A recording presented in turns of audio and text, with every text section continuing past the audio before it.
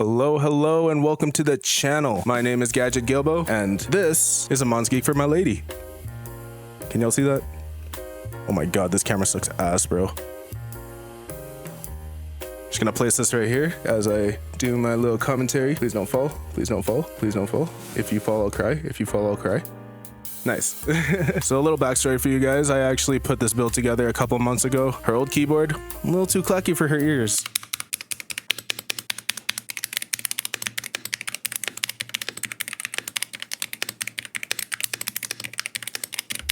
And look, along with the usual tummy aches, chronic dehydration, and a little bit of mental illness, this poor girl also has some sensory issues. You know, hot girl shit. And because my love of modding and customizing keyboards is outweighed only by my love for seeing this woman comfortable, I decided to get a new one going for her, which is this guy right here.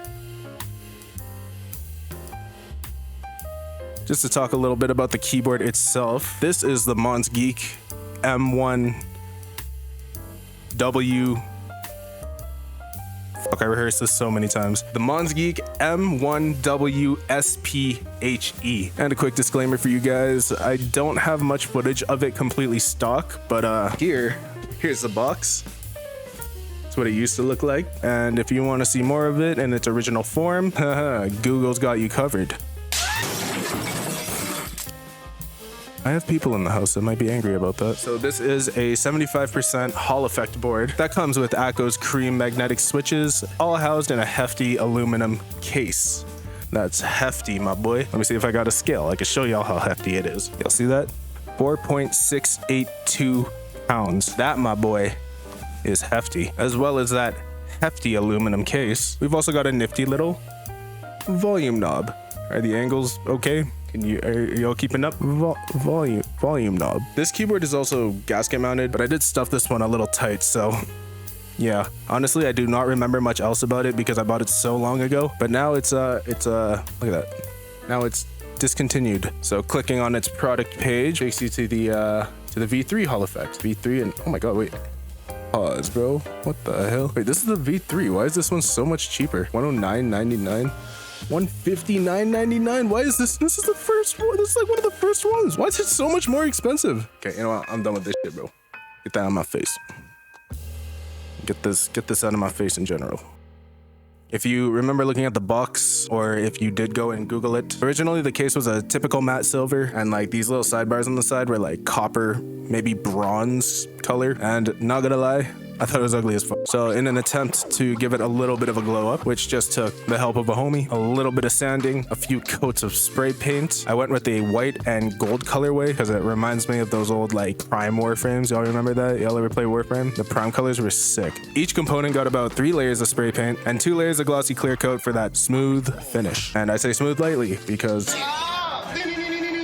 gross, but I didn't want to sand it too much. I'll get better over time, I promise. But yeah, once that was done, it was time to force break the case. Something cool about this keyboard is that it actually comes with its own optional force break mod in the box, which is just something I haven't seen included with any of the other keyboards I own. I don't know how much of a difference it makes since I always screw my case back together as tightly as possible, but even with that included mod, I went ahead and I filled in all the gaps. I did it with this Dynamat tape here, which is I guess like some sort of soundproofing tape. But anyways, with that Dynamat, I ended up just filling in all the gaps and then going all the way around on the top and the bottom of the case because I'm extra like that.